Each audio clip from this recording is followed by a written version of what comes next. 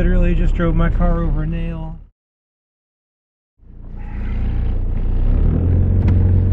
Struggle bus.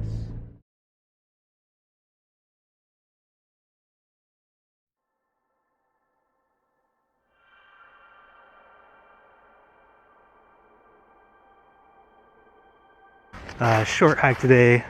Coming in, really short walk to the woods right from the car. Just carrying the gear in. No big backpack, no big adventure, but just some beautiful scenery nonetheless.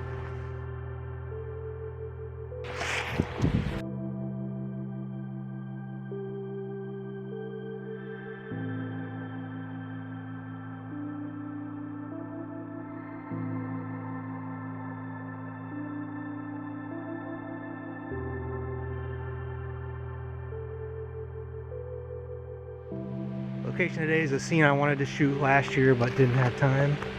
But fortunately we've got the time this year. Actually, I've been really busy, but you know, we'll take what we can get. I thought we'll come down and we'll make this one picture together. I've been discouraged from sharing the location, but that's really not the most important thing. This is a scene you can find around your hometown or close to my hometown.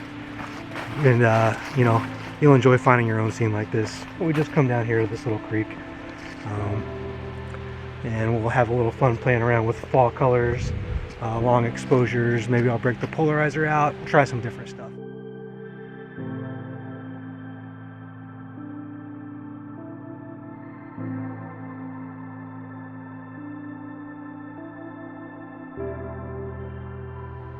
So this is the scene I'm interested in. You see this one solitary bright orange tree behind me, and that follows in from this little creek with all these reeds around it. Nice color contrast, good little intimacy to the scene. Before I get set up, I'll discuss the other elephant in the room here, which is light. There ain't none. That may mean I've come here at the wrong time, or it may work in my favor because, you know, having the scene a little dark the way it is will help me get a longer exposure on the stream. But the light is just starting to come in here, you know, just in trickles, and then you can see it coming in pretty strongly back there. So it is coming in from behind us. There's the sun's up here at this angle, you see. So, you know, it may be something we wait and get a little more of a feature of light, or maybe we come back again some other time, or maybe we just like it the way it is. So. Alright, the sound you're hearing is me narrating this while I look at the scene through the viewfinder. So I don't know how this is going to work out, but this is approximately how I would approach a photograph like this. Can I see my hand? Yes. Okay, so I think first I like to focus on what I want to relay through the picture. So I definitely want to include this orange tree, the stream, the contrast between these green reeds and the orange tree.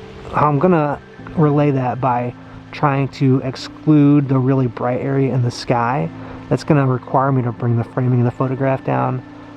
And when I do that, you can see that it becomes really bottom heavy. So first off, I'm gonna record this in the vertical orientation, and I'll probably have to come in pretty tight. Now then there's a problem. This is sort of the opposite of what I want to convey because it feels very distant, and I'm gonna correct that by coming down.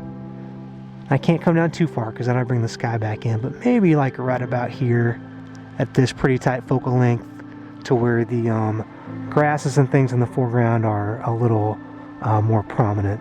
And you know, something like this feels pretty good. I think I'll actually shoot it from the other side of the creek, but this is giving me a good starting point by considering, you know, what I want, and then working around the limitations of the scene to achieve as close to that as possible.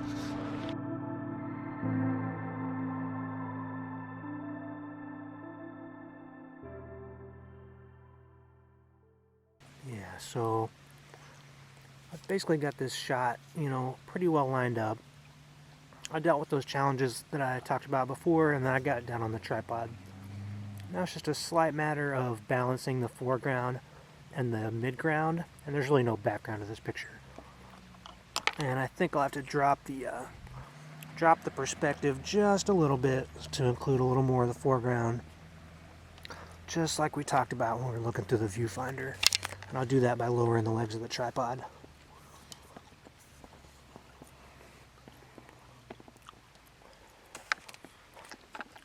Make sure they're good and secure in the stream.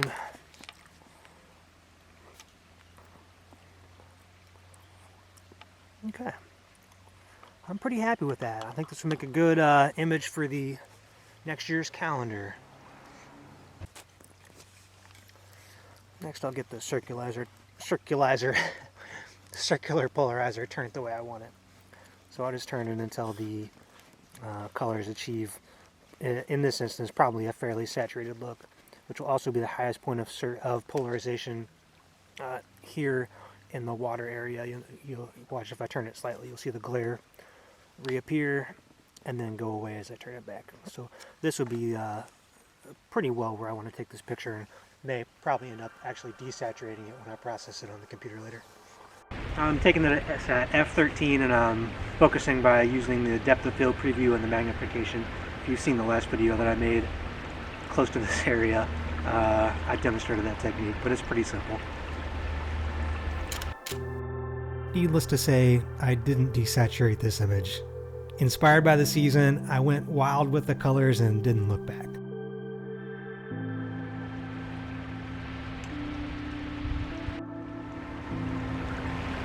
And then one more here in the vertical orientation.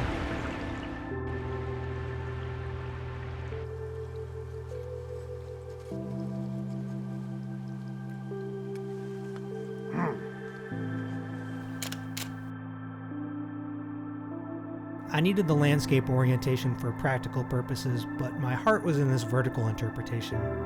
I love to discover and photograph small, intimate, inviting scenes like this one. What do you like to photograph?